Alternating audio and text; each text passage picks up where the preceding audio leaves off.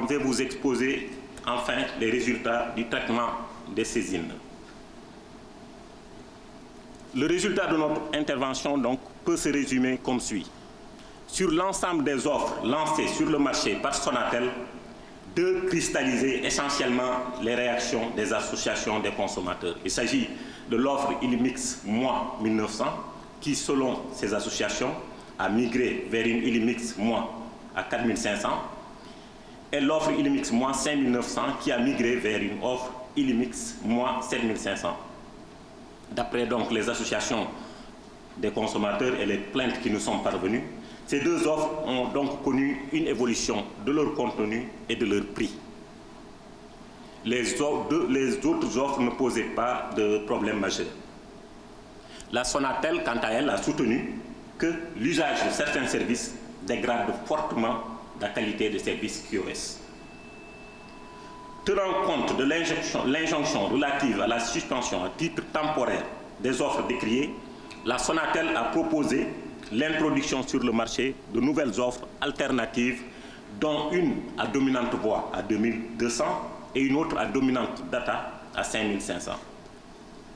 Il est important de rappeler qu'au profit du consommateur, les prix des deux offres décriées sont passés pendant la période de l'instruction des plaintes, respectivement de 1900 à 4500, finalement à 2200 pour l'offre à dominante voix, avec 50 minutes de communication voix, tout réseau en sus et une baisse du volume data.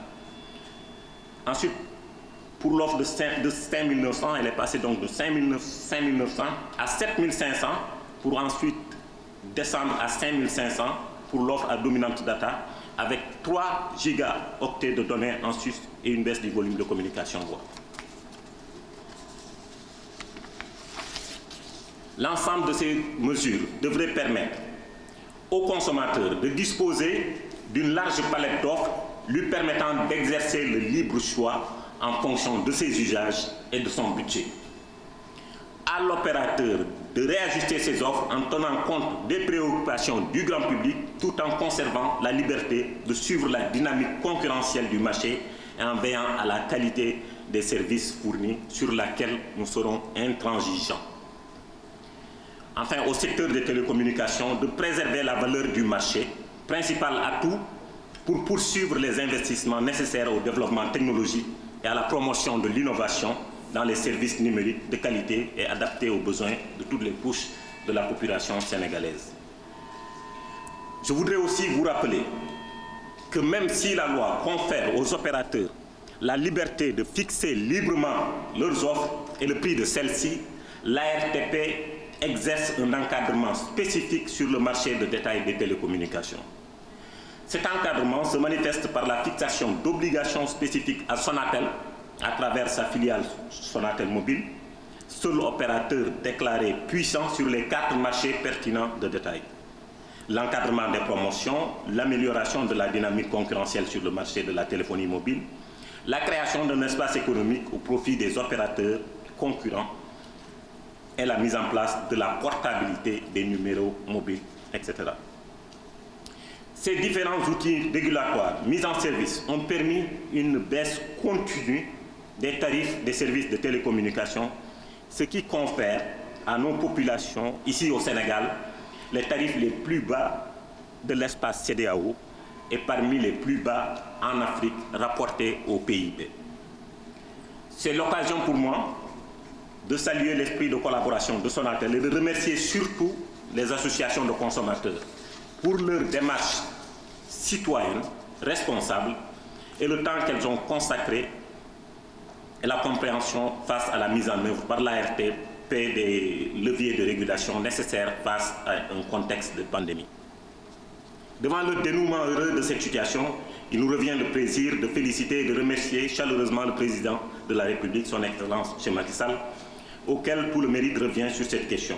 En effet, son souci permanent du bien-être des populations l'a amené dès les premières heures de ses offres à rappeler la nécessité d'assurer la soutenabilité des tarifs, la qualité du service et l'accessibilité surtout des services numériques pour le plus grand nombre.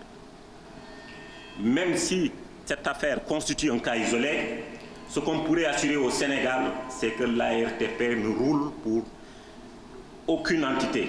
L'ARTP, en tant qu'institution investie d'une mission de service public, sera toujours du côté de l'intérêt général. Enfin, je voudrais terminer mes propos sur la qualité de service, qui constitue un défi permanent pour l'ARTP et une exigence pour l'ensemble des opérateurs, tant cette qualité de service est décriée tous les jours. Et c'est cela, à mon sens, de grands challenges du secteur. J'ai rappelé dernièrement aux opérateurs leurs obligations en matière de couverture et de qualité des services. Et nous devons tous comprendre que nous avons une obligation de résultat. Des engagements ont été pris par les opérateurs. Les équipes de l'ARTP sont en train d'assurer le suivi. Enfin, avec mes équipes, je voudrais renouveler aux consommateurs mon engagement à ne ménager aucun effort pour une amélioration régulière, constante et permanente de la qualité des services et pour également l'innovation sur